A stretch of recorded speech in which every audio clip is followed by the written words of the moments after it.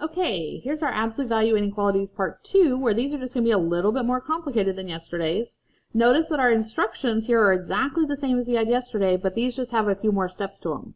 So get the absolute value alone. So I'm going to do that, and then I'm going to do that, I'm going to get this negative 2 to go over there. So I'm going to plus 2. I'm going to get absolute value of negative x minus 12. These cancel, less than 3. Check if it's going to work. Is a positive less than 3? Is a positive less than 3? Could be 1 or 2, but maybe it's 4 or 5, which would not work. So this is a sometimes, so I'm going to have to work it out. Write as two equations. Negative x minus 12 is less than 3. Negative x minus 12 is greater, remember I have to swap this, negative 3. Plus the 12. Negative x less than 15. Negative x greater than 9. Divide by a negative. And when I divide by a negative, I have to remember to swap my signs. So I got to swap it. So x is greater than negative 15, and x is less than negative 9. Now we're ready to graph it. These both happen to be negative, so I have negative 9 and negative 15. The 15 says to go this way with the 15. And the 9 says to go this way with the 9, so it's going to overlap here in the middle. So that's where my answer is, because I know it's only sometimes. It's not going to be the whole line, it's just the sometimes in the middle. And when it's just one piece here, I have to rewrite it. Negative 15 less than x less than 9. Remember, these numbers just come down. Put the x in the middle with my little arrows. And done. Number 2. 5 plus absolute value of 6x plus 1 less than 2. Get this part alone by subtracting. Cancel. Absolute value of 6x plus 1 is less than negative 3. Now check for real numbers. All real numbers and no solution is a positive less than a negative. A positive is never less than a negative, never true, so my answer is no solution, and I'm ready to move on. Number 3, this is my answer, I'm done.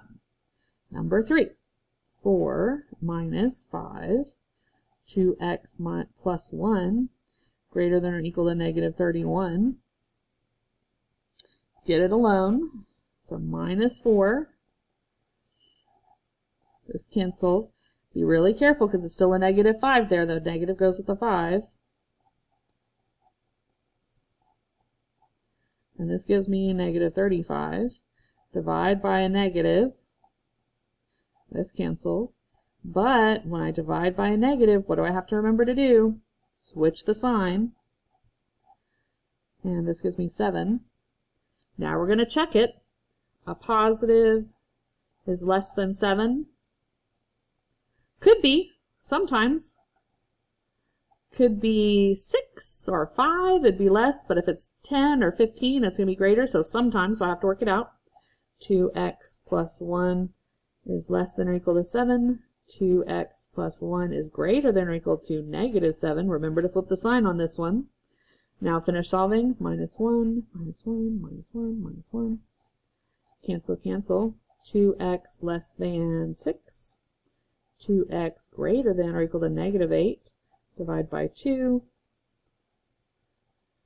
X is less than or equal to 3. X is greater than or equal to negative 4. Graph.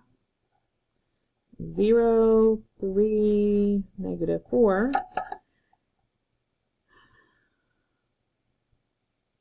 Negative 3 goes this way.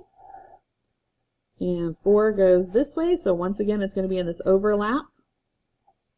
So I'm going to have negative 4 less than or equal to. I'm going to add the equal because these had equals.